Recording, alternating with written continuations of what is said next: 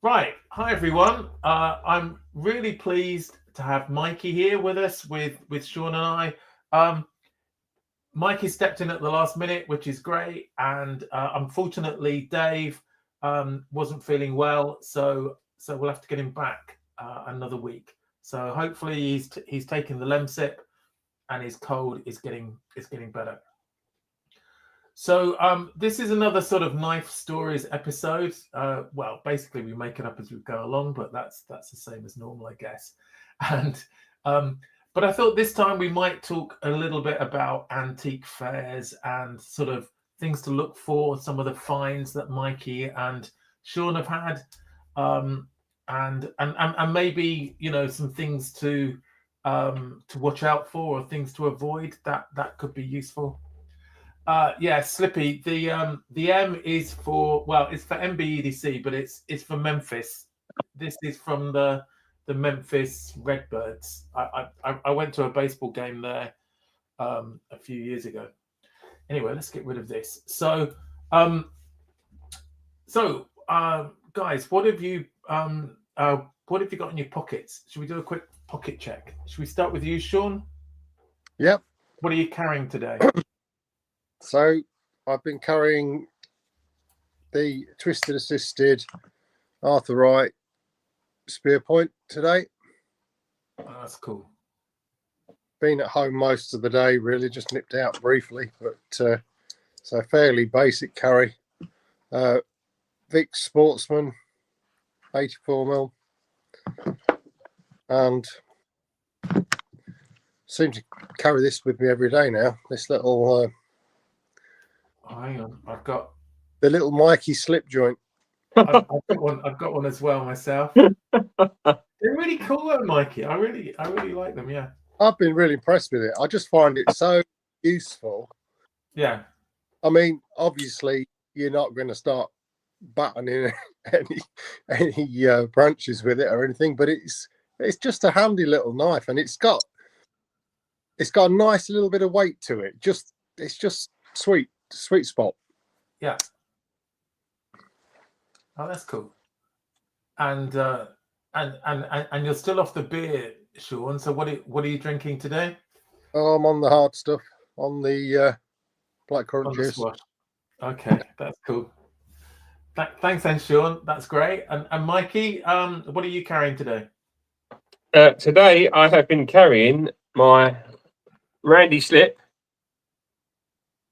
with my case amber peach seed bone copper lock. Nice. Oh, that's nice. And I have been carrying my Olight Arcfield torch flashlight. Oh, very nice. Yeah. Because it's quite flat and it's got a nice pocket clip, so that sits in my pocket quite well. In my fifth pocket was also the small brass slip joint, because I think these are wonderful. And where did you get them from, Mikey? Because you've had quite a few of them. I bought, they came up for sale on one of the group pages last year, and I picked a couple up, and then a few more came up, and I grabbed those as well in the batch. And I've had them in a box, but I wasn't sure where I had them, and then I recently found them, so I've been dishing them out when I've been sending out parcels and visiting people and stuff. Yeah. So that's where they come from. We think they're sort of 80s, 90s Japanese kind of vintage stuff. Yeah, because I tried to look up stuff on the stamp, the Tang stamp, because there's like a P or an R or something. Yeah, I think Baxter's trying to work out what it is. So hopefully he'll come up with a few answers for us. And I've got a Lin slip here, and this has got my twisted assisted clip point Barlow. Oh, very nice. And I don't think you're on the hard stuff either, are you? I'm afraid I'm on the H2O tonight. Back to work tomorrow after 2 weeks, so I'm taking it easy. Off, yeah. Yeah. Cool. Right. So what I'm carrying is this. It's a Griff slip. It's all ready for when Paddy's knife drops, when it comes, and it's really great quality. If you haven't got one already and you've got a Paddy's knife on order, then you should go to the Discord group and have a word with Griff and buy one of these from him. Yeah.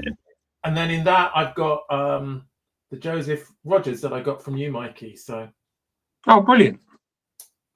I really like this. I love it's just a nice blade to use, and a nice light carry. And yeah, and like you two, I've had that in my spare pocket just to use. So, yeah, I haven't been carrying a Victorinox today at all. So that's it, and then just my normal keychain stuff, which I think doesn't really change much. So normal key plus the Gerber shard and the iMini 2, which yeah, is really handy. And then for a beer, I've got Marston's Old Empire IPA. So it's about 5.7%, and I've got it in my Marston's glass. So I know It's that's a really matching nerdy. pair. That's really nerdy. Let's just have a quick look, just to see who's in the chat. We've got a few people here. So I think the first here was Chirk, and he's normally giving a warning. This was a bit early, I think, even for Chirk to say that we were a bit late starting.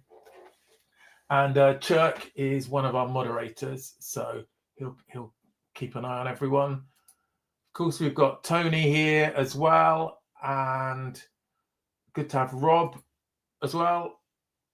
Slippy's, yeah, telling us that we're late, of course, and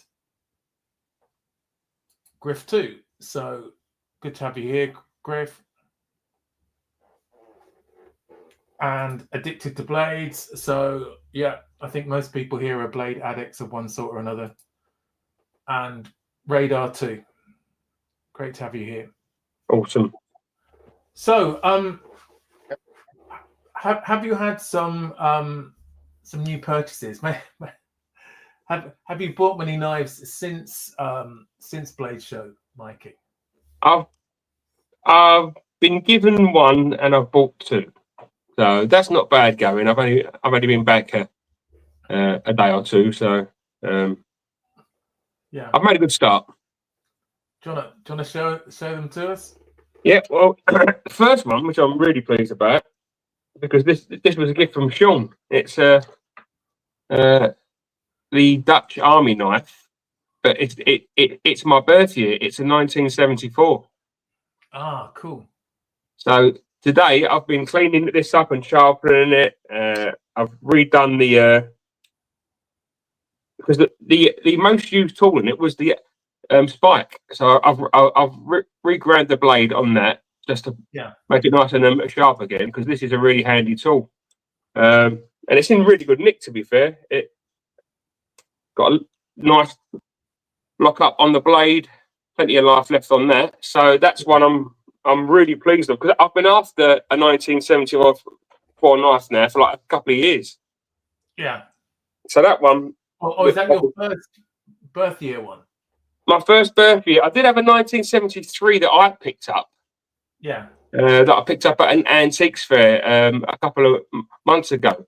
And that was the closest that I've had. And then Sean popped up with a 1974 for me. Oh, which was really, really nice of him, to be fair. I was very, very pleased with that. And then when I was out with Sean yesterday, I found this Schrade USA lockback, only a small one. Yeah. But it's in really good nick. Plenty of life on the blade. I gave it a quick sharpen and an oil. I think I picked this up for about £10. Oh, that's good, isn't it? Yeah. Really nice little lockback. That's just like a little. I didn't really need it. I just liked it, kind of thing. But then I picked up this older Huntsman Economy as well. It's got the older tank stamp on the blade. It's got the screw going through like the scissors, but no tools, because it's the economy version. Yeah. But I'm going to post this down to Slippy, and he's going to customize it for me. Ah, cool. He's going to do a bit of work on it for me. He's going to put some nice liners on it and some Mike Carter scales, because apparently I've got Barry's knife. Yeah. Yeah. So I don't want Barry to like see that. So that'll get some new scales and some hopefully some exposed brass pins, if I can talk Slippy into doing that again for me. Ah, okay. Yeah. Cool. So that's what I picked up yesterday. Oh, that's cool. That's cool. I just noticed it's great to have Gito in the house as well. So Hi, Gito. it's always great to have you here, and Stuart, and who else did I see? And Dave. So good to have you here, and Terry from 1931 Leatherworks. So Sean, what have you been buying this week, or acquiring, or? So this week, I think the only things I've got were the knives from the antiques hunt we went on yesterday, which was the so Joseph Rogers, and it's a post office issued knife, and there is etching on the blade that I'll try and show it in a second, but I don't think the camera's going to pick it up. There is a date of 1979.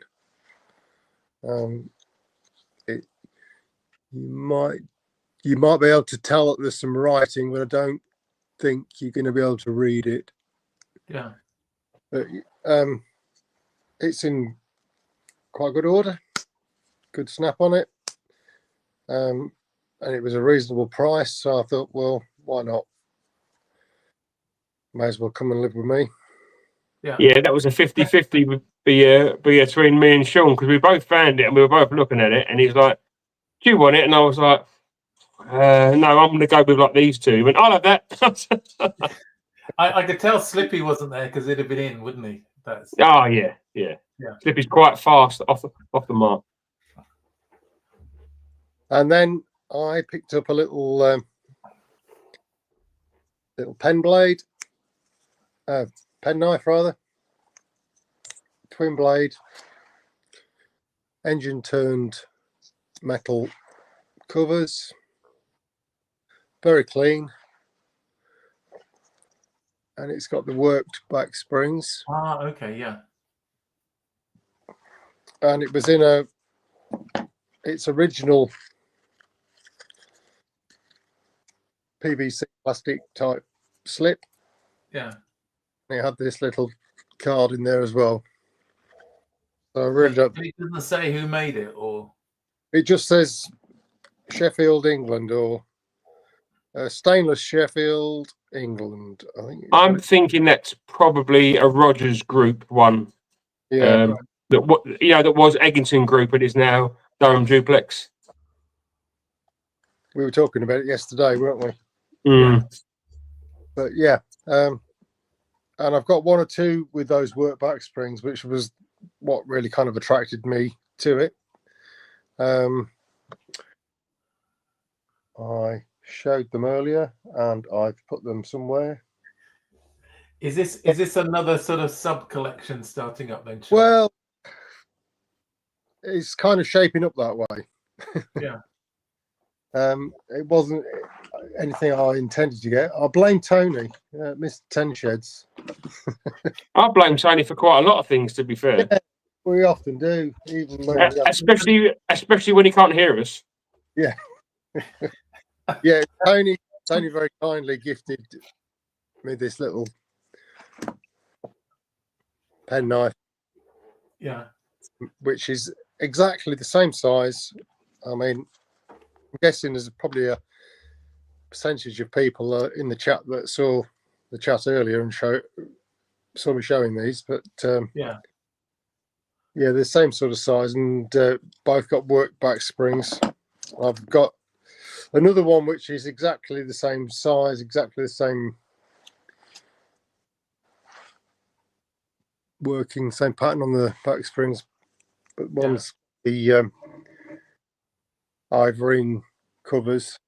It's really frustrating when it's not clear who made it or when they were made either. It's I think one of the big issues you get with Sheffield knives is trying to establish who made them and who, Yeah. And when. Yeah. when. Or is that maybe part of the fun of it? You know, it's not. There's another one smaller. It's not take up. Yeah. Well, fun. I don't know whether it's a challenge. Probably more of a. Yeah. It makes it. It adds another dimension to it if you want to try and solve the mystery. But another thing that is nice about going out is when you do find a nice old knife with a really nice clear stamp. Yeah. So you can kind of, well, at least you know who's made it, for one thing. Sometimes you can then work out, based on the stamp,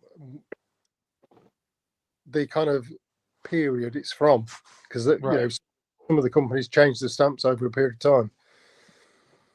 time. Good luck to anybody 60 years time trying to date an Arthur Wright, though,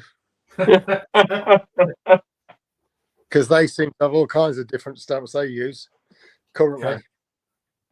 Yeah. And they sort of recycle the patterns, I guess, as well. So it's really hard to tell. Well, the modern Arthur Wrights, I don't know how many different stamps there are, but there must be 4 or 5 that are going about. Yeah, I think that there's probably 4 or 5 that they use, because some are the old Haworth stamps as well. Yeah. Same sort of shapes, isn't it, that one? But sorry, I just caught this. It was just going back to your economy huntsman. And Barry was a cheap git. Barry down as a cheap git. I think he was. I think Griff's probably right there. Well, I guess so. Because why not just splash out and have the extra couple of tools on it? It was probably Barry that bought it for him for his birthday. Well, or if somebody bought it for them, they were a cheap get. You know, that's if somebody bought it for Barry. Yeah, but it's the thought that counts. Yeah. Good to have Burfree here as well. And somebody's did you see Stuart's interested in your 73? Yeah, he's going to message me on Discord. That's fine. It can go to a new home now. I've got my 74. Okay. that's cool. And Tony says that you get that same sort of wallet and card with the Craven Arms knives. You know, he's got his special special shop that he goes to.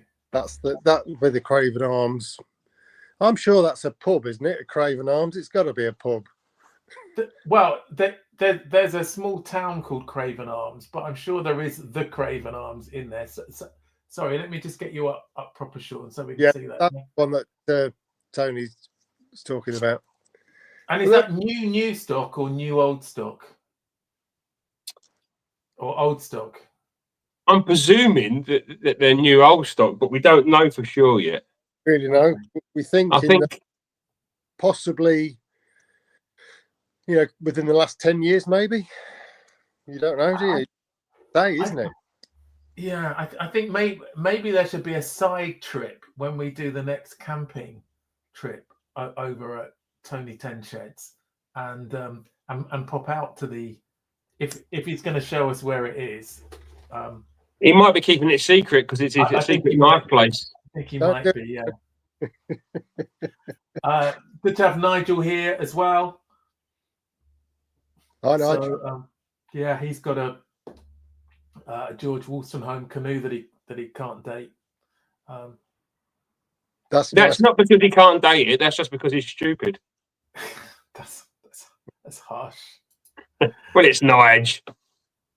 And so Sean and Mikey are troopers when it comes to live streams. Mike is a man of many knives and many lives as well. So that sounded more poetic than I thought. It was, yeah. I nearly had a little tear. Oh. Yeah. So and Nigel's given us some more local knowledge. Yeah. So it is a place, and there is a and as Tony hinted at where it is. It's on the A49 in Shropshire. So on your many sort of antiques fairs and markets and things, what are you sort of looking for when you go? Don't just say knives either, but what are you especially looking out for? To be honest, personally, I have a fairly open mind, really. Preferably something that I haven't got already, or if it is something I've got, if I see something that I've already got, but it's better than the one I've got, I'll pick it up. If the money's right. I mean, at the end of the day, I guess the biggest factor with most of the decisions are price, because pricing varies incredibly. People don't, the sellers, I don't think they really know what they've got a lot of the time, and that can be advantageous to us, but it can also work against us, because there can be a nice knife that you'd want to pay 10 or 15 pounds for, and they can have it up for 30 or 40 pounds, and you think, well, it's just never going to be worth that kind of money. Yeah, you can sometimes negotiate, but they tend not to want to negotiate on price unless you're paying over a certain amount of money. You know, if it's less than sort of £30, they often say, well, you know, if it's not, you know, we can't do anything. But it varies from one establishment to the next, really. But I personally go, I would say my aim when I go out is to look for Sheffield knives. Right. But I'll buy anything that takes my fancy if it's the right price and, you know, in good enough condition. Or sometimes you just see something that you're not looking for, not expecting to see, and you think, I really like that. That's really nice. Money's right, you know. Yeah. I'll take it. And would you look for Victorinox as well, or? Yeah, definitely. But again, I think there's some big variations, especially with the Victorinoxes in price. Yeah. You can see, or you can come across and find a Victorinox that's maybe 5 or 6 years old, and it's more expensive than the ones that you can buy from Amazon now. Or and they're the same, yeah. Yeah, it's nothing special, but the seller doesn't really know, I guess, about knives. Not really done a lot of research, you know. So obviously, worth picking up. Sometimes it seems like their pricing is just plucked from the air. You know, it's just like a shot in the dark, and they're just hoping, you know, that they get that kind of money for it. I don't think a lot of the sellers do much research. The last time we were out a couple of weeks ago together, we saw some Victorinoxes, the SDs, didn't we? For one was 15 and one was 20, and then we found one yesterday for like £3. So right, yeah, yeah. But I mean, the thing is, and then you run the risk, I think, as well, is of finding a bargain and thinking, oh, I've got to have it because it's so cheap. But you don't really need it. like that SD. So did you buy the SD at £3? No, we didn't. And now I kind of think maybe we should have done, because we could. It's the sort of thing you could have given to somebody that hadn't got one, isn't it? For that kind That's not what you. That's not what you said yesterday. You said, I think we should leave that. I was like, okay. No, I think I was kind of thinking about, you know, what I was doing yesterday rather than. I mean, for what a brand new SD costs, if you've got a decent one that's used, it's got to be at least half the price, hasn't it, of a new one? And there are millions of them out there. That's literally literally millions of them. So it would have to be special, I think, to sort of to warrant a good price. I mean, yeah. So Slippy said, you know, yeah, things like the Recruit, you can buy them for £20, and I mean, even from Victorinox, they're not 36, are they? So exactly. yeah. So I guess that's one of the things to watch out. Then is it? So you've got to have a good idea of the value of some of these. Yeah, and I mean, obviously, I've been out with Mikey and Matt looking, checking knives together and looking, and we all know a little bit. I mean, I'm definitely no expert, but we know a little bit about knives. We've carried and used knives for quite some time between us. Yeah, and you get a feel for a knife, even if it's something you've never seen before. You can usually tell whether it's decent or not, quality wise. Yeah. So I guess if you're totally new to knives, there's a lot of pitfalls to watch out for. Definitely. Because we've seen some nice Chinese knives, nice, sort of nicely made, but I wouldn't pay the money they're asking for them. Right. But so yeah. So whether what are some of the pitfalls then to sort of to look out for? Well, I guess not overpaying for something is the main thing. I mean, and it depends what you're buying the knives for. If you're going out to buy a knife just to use to put in your pocket and just to use it as an everyday carry, yeah, I guess it's down to personal choice. If I've had cheap knives in the past years ago that served me pretty well. But I guess what I mean is you don't want to pay £30 for something that you can buy brand new for 20. Yeah. You're going looking and you don't really know very much about stuff, about pocket knives. Do you ever sort of have a quick look on Amazon or on? I've looked on Google. I've looked on Google like a few times just to bring up, like if it's a knife that's like still being made, I'll have a quick search just to make sure I can see what the lowest price is that they're selling for. Yeah. Yeah. So I mean, most people have like Google on their phone.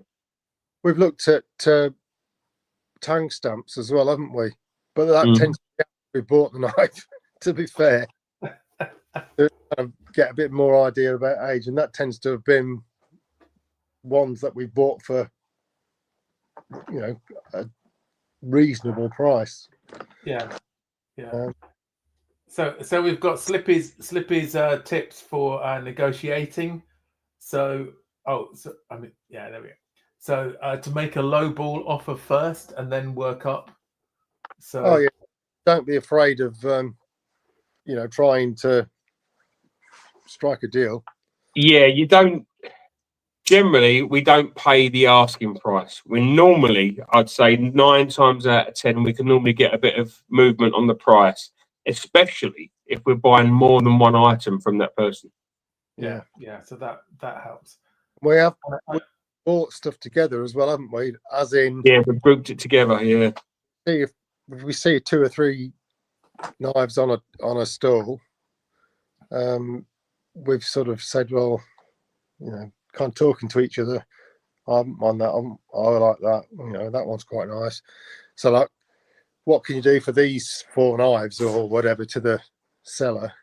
And then he comes up with the price. Oh, could you do it for this? Lowball him a bit, and then you come to some sort of arrangement, and then you sort the money out between yourselves later.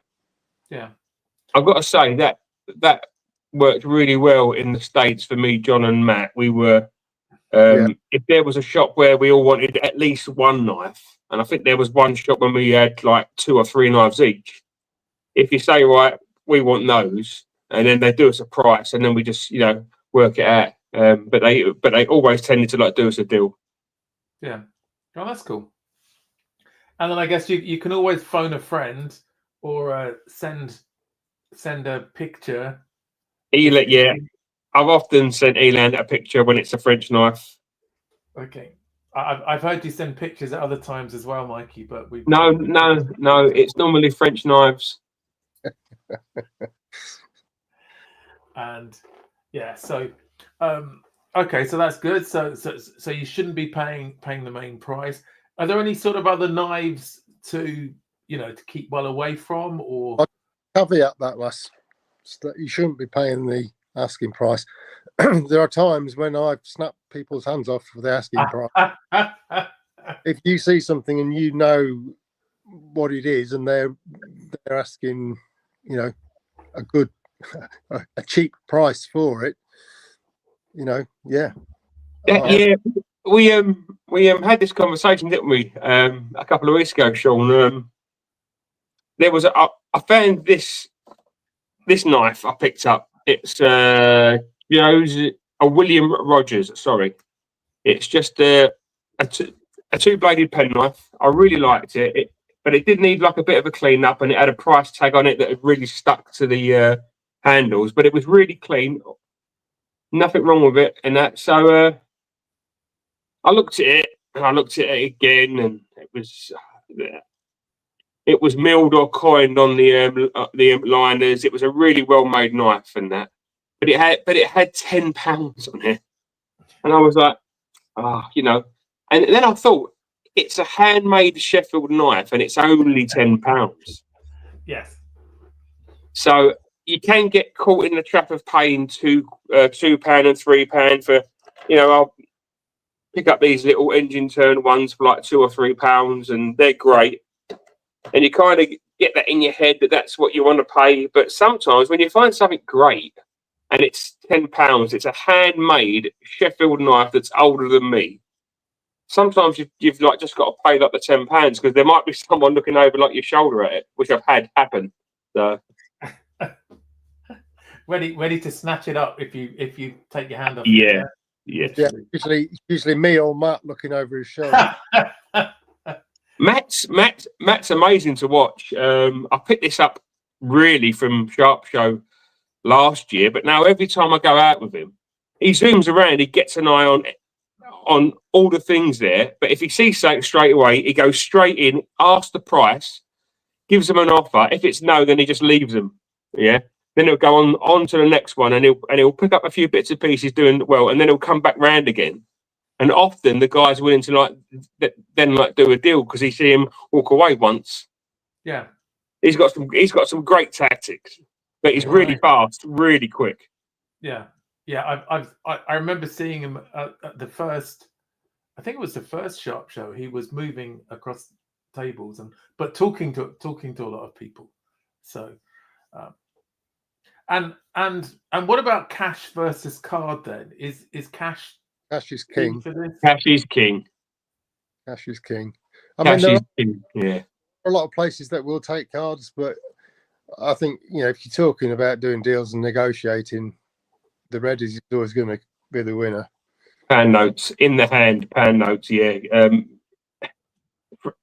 For a start, there's no kind of charges for them if it's going into a business account, because no matter what account you've got, if you've got a business account. Because quite a lot of people do this as a business. They will take the card, but they might not give you so much of a discount. Yeah. And we found this in the States as well. The shop owners, because there's like a state tax, where we have a VAT on stuff, and there's a state tax in Texas at about 8.25, and they say cash, and we go and then they give us a price out the door with no tax on it, and they'll give us a discount and that as well. So cash still rules. Yeah. Okay. I'm just sort of soaking all this up for when I for the April. For Newark. Yeah, for Newark, so I can be ready for that. So you've really got to have a good idea of the value of something, I guess, or at least. Sometimes, if it's something that you've been looking for or you really, really want, sometimes your value might be higher than what the general value is. But if it's quite rare and you've not been able to find one, and it's the first one that you've found, and you really want it, sometimes you might pay what you need to just to get it. Yeah. So go, Sean. I say there's a lot of variables and a lot of things to factor into what makes you make a decision about paying whatever for whatever it is. Yeah. Yeah, I think there's a few people who are saying cash is king. Yeah, Tony's saying flash the cash or plead that he's a poor pensioner. But we know that he's not a pensioner because he's still quite a young man. Whereas I am a pensioner, and I was a bit shocked because I had to get a prescription from the chemist, and I actually get free prescriptions now, which is, one of the good things about getting old. Yeah, and Slip is absolutely right. The value isn't important; it's what it's worth. What it's worth to you, yeah, that's a good way to put it. If it's something that you really want, say if you've got 5 knives and you've got one missing from that set, and it's really hard to find, and people say, "Oh, that set might be like a £50 per knife," and then you see that one that you really want, and it's 70 quid. And if you really want it, and they won't budge on price, you might just pay like the 70 quid just to get it. Yeah. That's fair enough. So, any other things to watch out for? Any sort of types of knives to avoid, or anything else? Well, I would say check the knife. Yeah. Check the knife, and then check the knife. Because the amount of times I've come home with a knife and found faults on it that I didn't find previously. You can get caught up in the moment and think, oh, bloody hell, they only want like 10 quid for that or whatever. That's a bargain. And then when you get back, you realise that there's something dodgy with it. Like the bat spring. Oh, don't get. Yeah, don't, how did that happen? Which your back spring, one from last week. That is a mystery. It's a complete. It's a mystery, Mark. I don't know. Because Do you Lynn think and they I both glued it, or they haven't glued it or anything, or no, but I did show Mikey last night where the break was, and it does look like it is broken to me anyway. Or it looks like there's an old break, and then further up there's a newer looking break. So I'm thinking there was an age-related crack or a stress crack. yeah. And it had worked a few times still, and then just that one time too many. Probably with those 40 grit fingers, he's like popped the knife open and the bat spring flew out. But luckily, I didn't. It wasn't. It was no money. It was cheap. It was part of that deal I did. So it's no great hardship, but it's a shame because the blades were really nice. It was a nice little knife. Yeah. Yeah. Are there any sort of I don't know, types of knives or handle materials that you would avoid, or anything like that? No, not really. I wouldn't say there's anything that it is down to what you see and what you handle. What's in front of you. I mean, obviously we all like a nice bit of old gnarly Bag. Yeah, something like that. A nice bulbous end and a nice big stag, yeah. But please don't get Elan started. He's got already work started in the morning. early. Oh, he started. Okay. He was commenting on bulbous ends about half an hour ago, I think. I was just ignoring him. Yeah, but I mean, if you see, it's as long as it's broad in terms of you just don't know what you're going to find and what's going to appeal today. Yeah. Really, Radar said about fake Damascus. There's a lot of Damascus type still out there. They seem to be putting it on a lot of Chinese knives now because it looks great, but it's not very good. It's really not very good, and it's not really something that you want to look for. But I would say also there's also a lot of copies and fakes. Me and Sean have found a lot of what you think are a Victorinox, and you get a little bit closer, and you realise they're like a Chinese copy. Yeah. But they're asking like the same price as a Victorinox because they don't go any like different. And what are some of the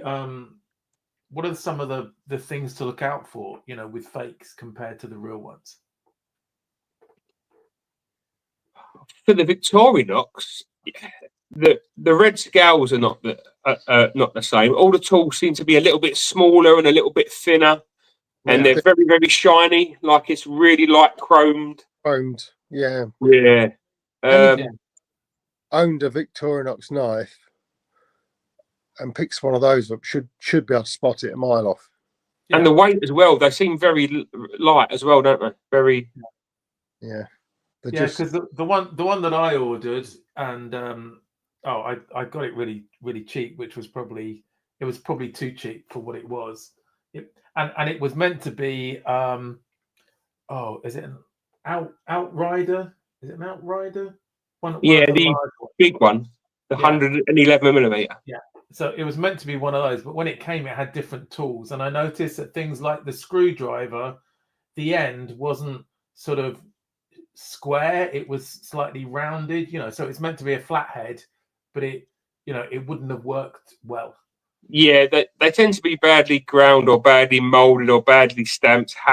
However they're churning them out.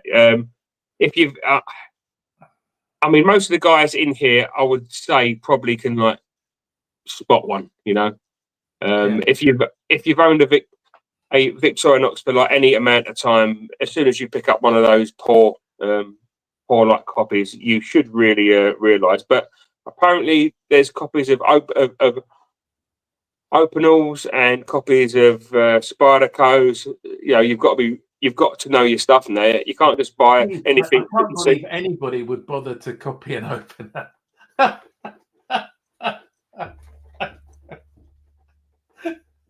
I know.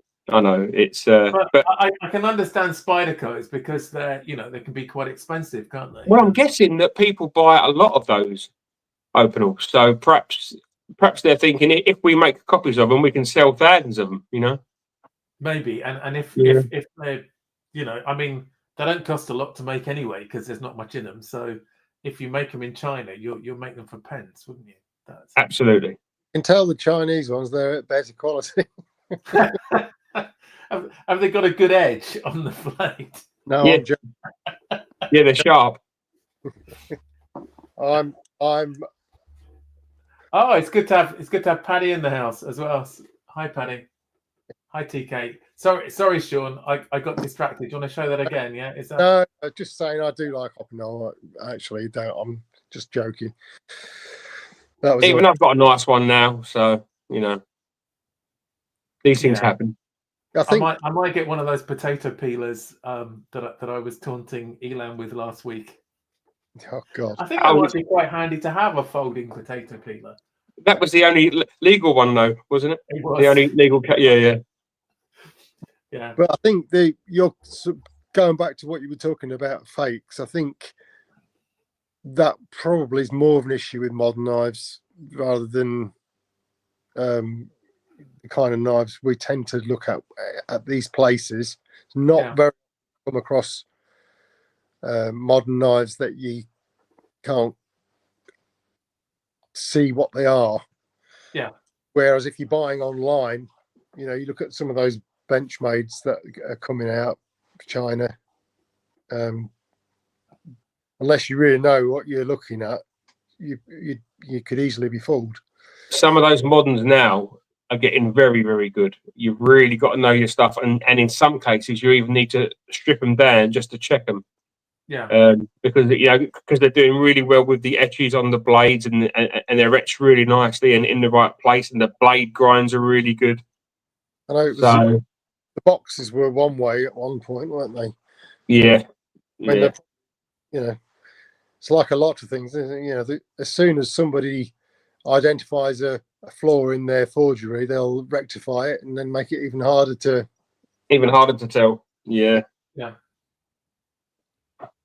Nige has been near me today. You should have let me know, Nige. You could have popped in. He tried to, Mark. He messaged you on Discord. Oh, did he? Oh, I'm sorry. I was looking at a dog, and so I was probably a bit distracted. Let me know next time, Nigel. We'll have a meet up, or we'll meet down at the pub. Yeah, and well, I mean, Slippy's comment about most moderns is That's just half of the course from like Slippy. I mean, he started off liking moderns, and now he can't abide them, and now he's gone old school, Sheffield, USA. That I mean, I've kind of gone like the same way, so I can't really fault him. Yeah, I think when you compare, a modern with a handmade knife, then it is different.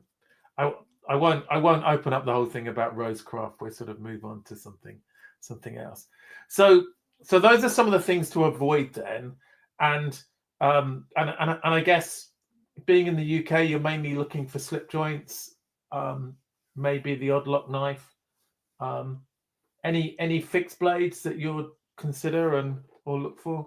If we find something that is a good price and looks decent quality, like that. Ooh. This was picked up by, I mean, me and Sean found this a couple of weeks ago now, didn't we? Just before, it was our last trip before I went to Texas. And Sean looked at it, and I looked at it, and Sean said, that's a good price. And see, I've learned now about squeezing like the sheath and stuff. Yeah. So what make is this? Yes, it's was it Norwegian or was it? I was going to say, it looks like a Scandinavian knife. It definitely is from that part of Northern Europe. Yeah. No timestamps or maker's marks or. It's all written on the back. I've not had a great chance to do much with it because I've been away. So it was only when you said about fixed blades, I was like, oh yeah, I did pick one up. I picked this up from a really good stall that me and Sean found, and I picked it up with a couple of other bits. And the lady on the stall did me a great price, and I basically just paid for this and got the but I think there was 2 pen knives that I got for like free, basically, because of the price. Oh wow! Have you sent a picture to Benny to see if he knows what it is? No, it's all planned. I do need to do that. I've just not had the time, Mark. I've been gone for like 2 weeks. And that, but this was this is really cool. I really like this. I put a quick edge on it, and it took an edge really well. So carbon steel. Yeah. So Griff is saying Pucko. Is that to do with the knife? It's a Luca. Is it Luca? Is it a Luco? Luku. Larger ones are. I'm not sure my pronunciation's right, but yeah. But I just like the sheath as well. That's really cool. Oh, it's wonderful, isn't it? Look at that. I mean, the way that it goes all the way in to the hilt. It's a very short handle, though, isn't it? It seems quite a short handle for the size of blade. Well, with that flare, big enough. Yeah. You can wrap your fingers around that bit of the end cap, and if you take your hand right back off the grip and loop your finger and thumb near the end. Yeah. For like chopping. For chopping, yeah. Yeah. The Sammy reindeer herders used to carry those, and it was kind of their do everything tool. Okay. Chopping, butchering. I'll bring this down to the next camp down at Tony's. Yeah. That'd be. It's really good. It's really well built, and it was at such a good price that I didn't go looking for it. It wasn't on my list, but when you see one come up at the right price, and you go, oh, you know what, that's a really nice knife. So that came home with Mikey. So what sort of knives really give you the fizz when you're looking through these? Cheap ones. No, the old Sheffield ones, I think. Yeah, we'd agree on that. Definitely. We've got a bit of competition now because of Slippy. He's gone like Sheffield mad, so you've got to get in quick. Right. But obviously, old American knives. If you're lucky enough to come across any of those, do occasionally find some, but it's a rarity here up to now, anyway. Yeah. Old German knives. There's some nice old German ones, some nice old French ones. Now this one I showed a few weeks ago, and still haven't quite ascertained where it was made. That's a lovely knife. Yeah. I think it's either French or German. But yeah, it's just a tank of a knife, and it's so well built. It's really, really well made. Brass liners. Yeah. And since then, I found a couple more that are very similar. So are these like camp knives or what? Sportsman's knives, camp knives. I mean, this one's quite nice. It's got a nice little clip point blade on it, as well as the main spear blade. Yeah. But again, you know, it can be hard if there's no markings. It can be really difficult to identify where they're from. This other one is it's a Carl Camerling CK brand. Right. It's slightly smaller. No bail on this one, although I think it had a bail, but I think it's just missing. If you look, the pins slightly protrude in that side, and there is a slight ring, which I thought was part of the rivet for a start, but when you look closely, that makes sense. Maybe it broke and they the cut it bail's off, yeah. from it. But yeah, it's got a nice little clip on that one as well. Yeah. And are they celluloid covers? They're synthetic. Synthetic, yeah. I'm not sure what they are.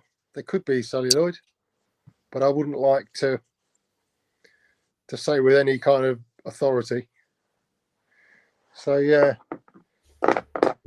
I think Mikey was with me when I bought 2 of those. I was. When you got that first one that we initially thought was French, that was a lovely knife. Yeah. Absolute stunner. That was in Hemswell. Yeah, that was Hemswell, wasn't it?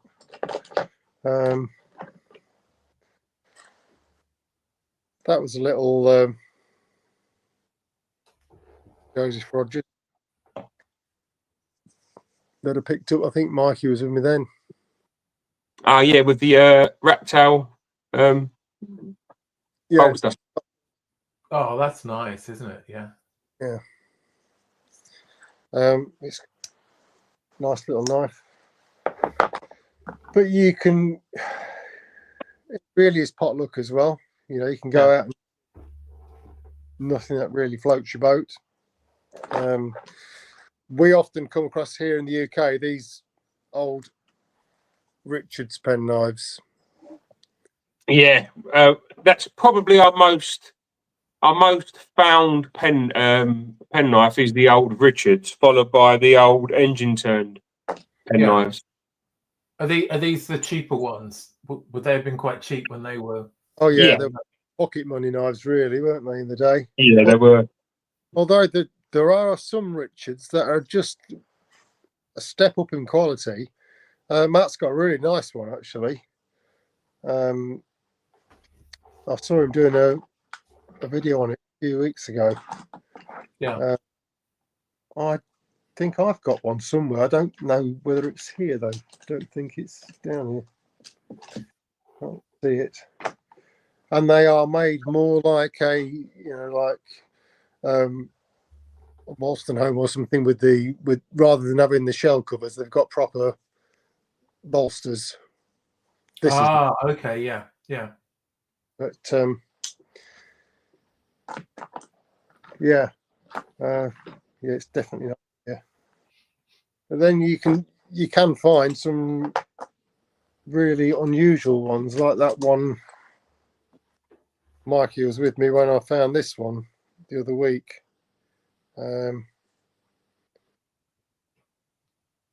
It's the one with the trademark Genius. Oh, that's right. Yeah, we I was with trying the to- planet.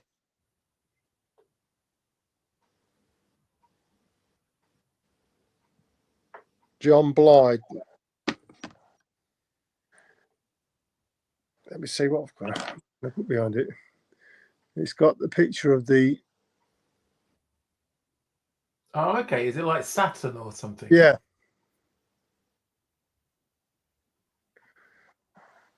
I mean, it's got a few issues. Got some cracks in the bone covers, but it's nice to have just to have a example of that in your collection.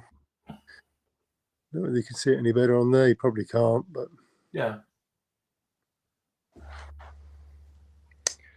because what was I going to say? So Elan's saying, do you also hunt for flat caps when antique shopping? I did find some, didn't I, Sean? You Yes.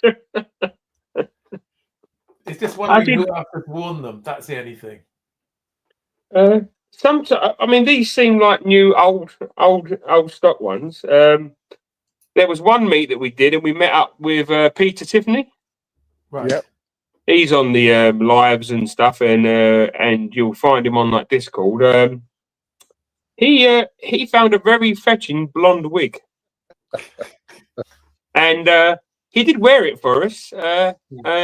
It was very amusing. It was we were in bits, weren't we? He just Yeah. appeared with a blonde wig on, Yeah. round the corner, walked out one of the sort of side rooms, and there he was. Oh, that looks like a pruner you've got there, Sean.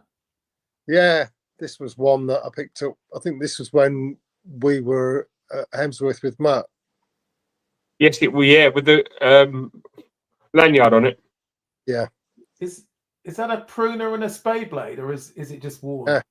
Everybody's favourite. It's just an odd combination, isn't it? Well, yeah. I think that's probably some kind of farmer's knife, you know? Yeah, I think so. But this was a Humphreys Radiant brand, and it got nice, fairly clear stamps on it, which is always nice. It's always a bonus when you find an older Sheffield knife with some stamps and marks that you can read and, you know, give you a clue. Yeah. Its age. It's just good to have Zen in the house, and Mrs. C. Can I just say a big thank you to Zen, if you don't mind? Zen has sent a knife for both me and Slippy, and it was waiting for us at John's. Thank you very much, Zen. It's much appreciated. It's Oof. Oh. Wow. It has Mikey all over that one. I don't know. Well, I yeah, I guess knife, it does. and I would think Mikey. But the beauty of it is, as well, is it comes with a pin that screws in here and turns it into a fixed blade. Ah, okay. But yeah, Zen, thank you so much, mate. This is Amazing. It's great. Thank you. That's cool. Good to have Baxter here as well. So I saw him here somewhere. So great to have you here, Baxter. I'm just looking at the time, and I think it's time for me to get nervous and to do another keep carry scrap, if that's okay. You've got to do a keep carry scrap. It's kind of the thing now. It's got the same sort of cult following as the trolley wheel. So yeah, I didn't do. I was quite mean to Elan last week, giving him 3 open L's. One, and only one of them was legal, and that was a vegetable peeler. So that was I was a bit mean there, I think. So for this week, I've gone to the famous Sheffield shop. Okay, I thought I can't go wrong here. The only problem is you might have one or more of these. So, Slippy's trolling already. Anyway, so this is a tailor's eyewitness, a gentleman's penknife. Yeah, the penknife. Yeah, nice worked back spring and coined liners. very nice.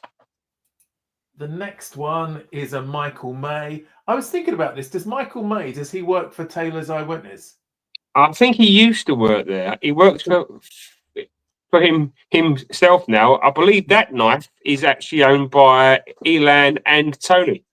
Yeah, and I was just looking at the worked back spring. It's almost identical to the Taylor's Eyewitness one here. That sort of pattern, serpentine. Anyway, so there's this. It's a Michael May ebony and turquoise Barlow, satin finish, carbon steel, clip blade, polished brass bolsters, and a hand-filed back spring. And then the last one, which is one of my favourite patterns, is a good old Arthur Wright stag. Ettrick. It's a great little warning there. And brass linings and a carbon steel blade. So I mean, you might have more than one or all of these, Mikey. I've only got one of those, but I've not got it in that handle. So right. So which would you? So keep, carry, scrap. Which would you go for? It's quite a tough one, you know. I think I would.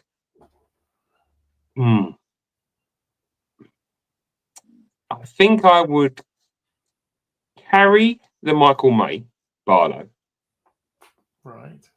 I think I'd go with keep the TEW gentleman's knife, and I'd only say scrap the Arthur Wright because I have two Ettricks. Okay. But that's in. But I wouldn't actually scrap it. I'd probably just like send it to like somebody. Send it to somebody, yeah. Yeah. Okay, that's fair enough. Sean, what's your view on that? I think it is actually quite a difficult one to say. I've not ever had a Michael May, and for that reason, I would definitely have to have the Michael May. Now, I would probably carry that.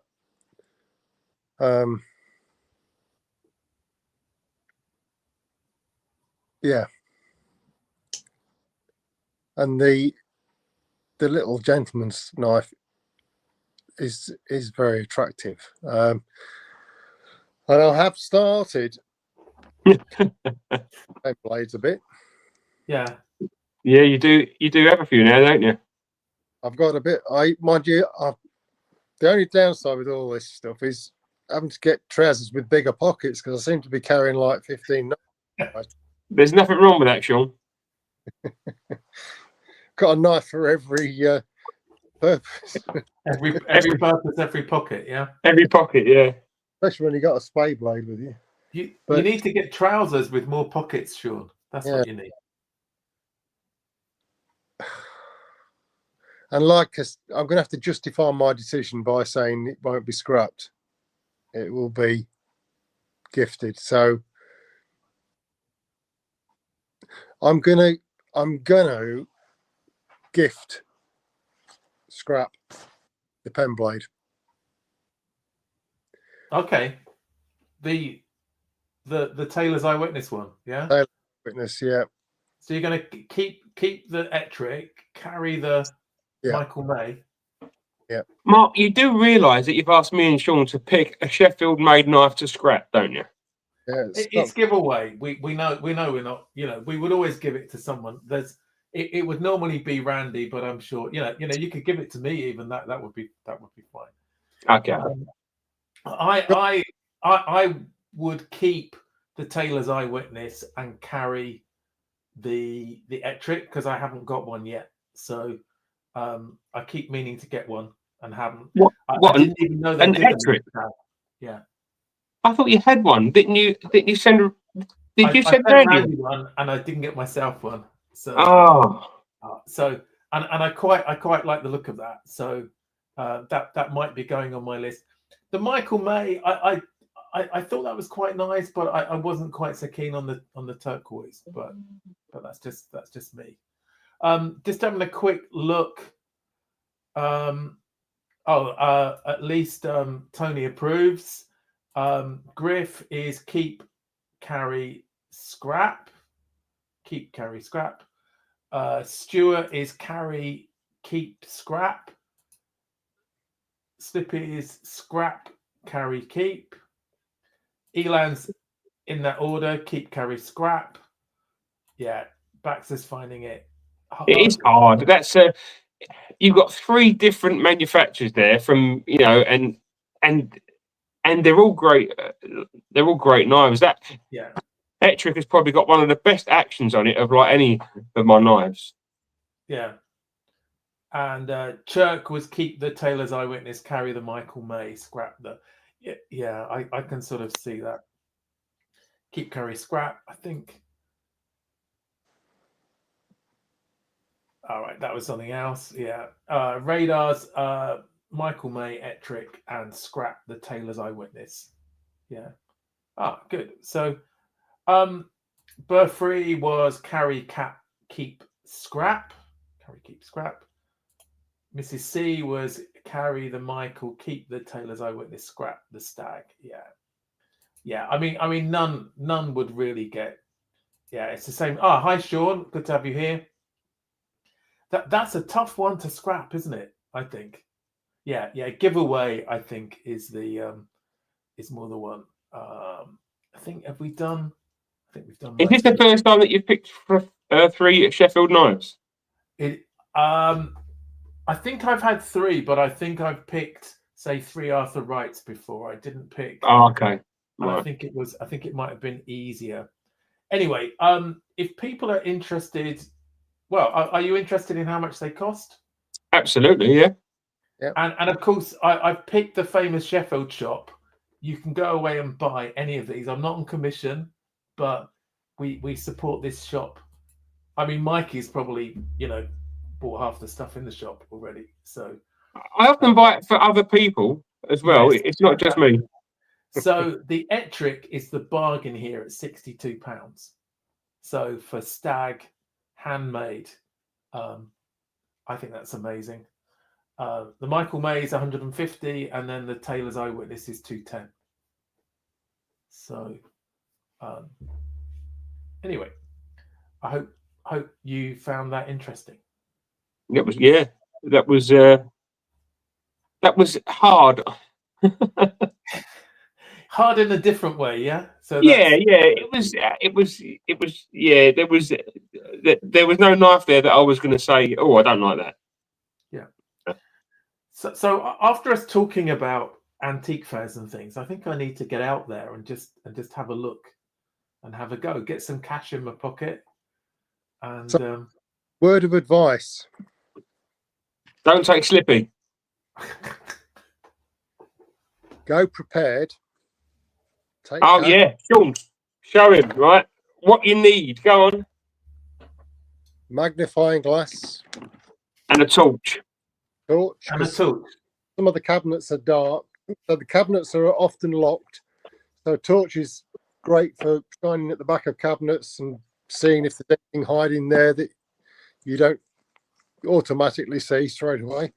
Yeah. And it's also good to look at tang stamps under the magnifying glass with a torch on it as well. So I've got a perfect use for my plastic Victorinox then, because that has a decent magnifier actually.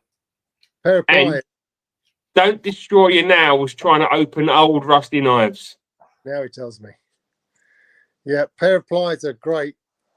Some of these knives that they've been sat, they're rusted up, and you just really can't budge them. So I need a wad of cash. Yeah. I need a magnifier, a torch, and pliers, or some way to open Yeah. Even I mean, Sean's got that little Gerber. That's brilliant. Yeah. It's in the fifth My- pocket. The jeans. My Leatherman's a bit big, but that Gerber's perfect, and I think they're only about 22 quid. Yeah. I've got one. You know, I was thinking earlier as now our friend Slippy's making custom Victorinoxes, pair of Pliers, magnifying glass, torch. Ah, okay, yeah, like on the like on here, yeah. Yeah, we could do. Yeah, Slippy, we could have a specialist sort of knife hunting tool. maybe like a flathead. Oh, there is one that's got the magnifier and the and the Phillips plus the pliers. Yeah, you could do with some kind of flat blade to like a screwdriver type blade to for nail nicks as well. Would a combi blade do? Yeah, I'd probably, but I mean, it's just working out the right pattern for the other tools to fit with, isn't it? You definitely need a little pair of pliers because some blades you can't even lever them out. You need to grab onto the end of it and then just pull because. Right. Yeah. I mean, the first couple of weekends I busted up nails. Slippy busted up his nails. Sean busted up his nails, and then we worked out that all we've got to do is just carry like a little plier based tool. Yeah, and yeah, so I can carry my Plastinox to if they might take pity on me, and or just make them laugh. Maybe that could. Yeah, because Chirk's talking about the nail nick helpers, but I think, like you said, that if they're stuck, then yeah. then Plus, that might not be enough. Plus, being able to get hold of the back of the blade in different places is helpful as well, rather than just where the nick is. Yeah, you might kind of work it up slightly if it's rusted up. I mean, if you don't want to take the time and search through the knives, just take Slippy in because he goes China, USA, Sheffield, China, Pakistan. He's like the Rain Man of knives, I think. He is. He was brilliant. We love you, Slippy. We really do. He was brilliant on in the States. He was just looking at cabinets, going, no. Yes. I'd like to look at those 3 knives, please. All the others are junk. Was it like got, need, crap? Was it? You pretty much, yeah. Want, don't want, crap, shit. Yeah, it's just. That sounds cool. And Slippy, it looks like Slippy's on it for. I mean, if you come up with that, I think a few of us would be interested in that. So let us know. No, I think it's going to be a while before that, Zen. I've got an expensive divorce to go through first. So where are you at the moment, Mark? What was your most expensive? Was it 90? Did you say that I've actually paid? I think it's about 70 or 80. I think. Yeah. I mean, that's for like a long time. That was way above what I wanted to pay. It's only since I met this bunch of idiots that I've been, like paying more money. So as usual, Trolley Cannoli. I'm trying to work out if that is a compliment or not. Slip John is a true tool. He is a multifaceted tool. He's very good to take knife hunting. Yeah. So that's cool. So I look forward to that on the 4th. So I think we've been going a while now. So last sort of round, anything to show from recent or previous antique hunts, Mikey? I picked up. This is one I was with Sean. I really liked it, but it's just a little titty Richards. But I'd never seen one that was completely brass. Oh yeah, I remember that one. Oh, I had that's good, isn't it? I just had to fix the pin on the barrel. The barrel would come off the end of the pin, and it was just like a brass pin. So I got it back over the pin and then just spread the end of it again. It's got a lovely little action on it still. I sharpened it up, cleaned it up, and it's awesome. I think it's going to go onto my keyring. Yeah, that's cool. And it was only I think I may have paid £3 for that. Bargain. I just thought it was like really cool. I was buying 2 or 3 knives, and I was doing a deal with the guy, and he wanted like £10. I said, "Oh, I'll take that one as well," and that kind of worked out right. So he didn't find change for me, and that's the don't take lots of big notes as well. Take plenty of like change, because you will find knives for like £2 and £3 as well. Geez, I never have change. So I know. I know. Everyone seems to be paying with their phones nowadays, and it's like, no, you should probably be using cash. If you want to keep cash, then you've got to use it. Yeah. I found an old Sabre brand Barlow last year, and it was in a rough state. And I cleaned it up and I passed it on to a friend. And I've always found that when I've got rid of a knife, if it's been a gift of that, I will find the same knife again later down the road. And I picked up this one, and this one was really clean, and this was £7, I think. Oh. I cleaned it up and like sharpened it up, and about a week later, Slippy found one of these brand new, still in the box. Right. Brand spanking new. He paid literally no like money for it, and as soon as he got home, he got it out of the box and used it for like breakfast. It was absolute savagery. But this is one that I picked up. This is now the second or third one of them. These that I've had. They're not the best built knives, but they do their job as a pocket knife, and they tend to be quite cheap as well. So that was a nice one that I picked up. Cool. And then one of the last ones that I picked up just before we went to Texas was one of these little key turns. With the little, yeah. So like a lady's pocket knife, so they don't use their nails to get the blades open. Or they could be wearing gloves for them. Or gloves, but it's just like a little key turn. It's aged really nicely, like the colours on it. Yeah.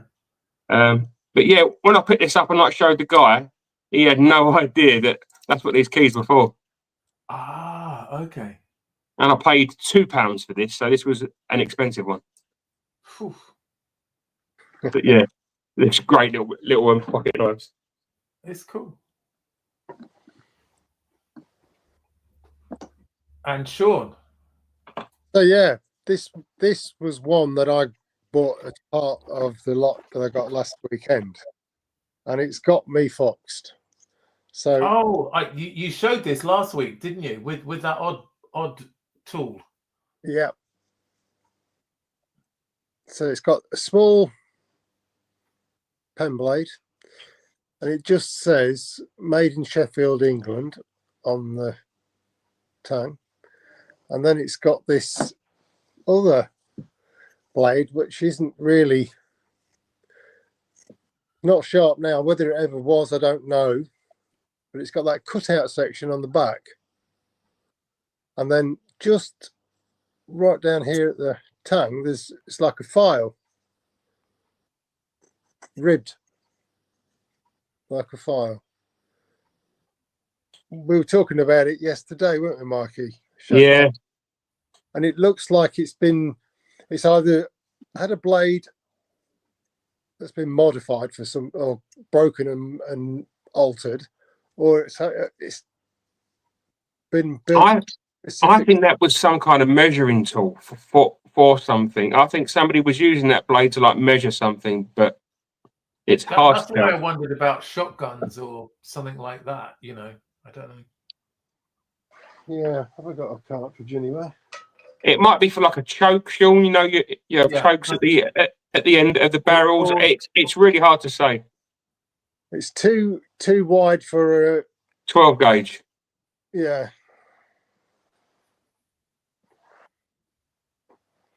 I've got a 10 of it. There's a 10 gauge. Yeah, it would work with a 10 gauge. See, it might be for like pulling out stuck cartridges that haven't released from a side by side, maybe, or. And that's a 10 gauge cartridge, and it kind of fits that. If you get it in properly, it would extract the cartridge then. But like I say, it's got those little filed bits of tang, filed sections. Yeah.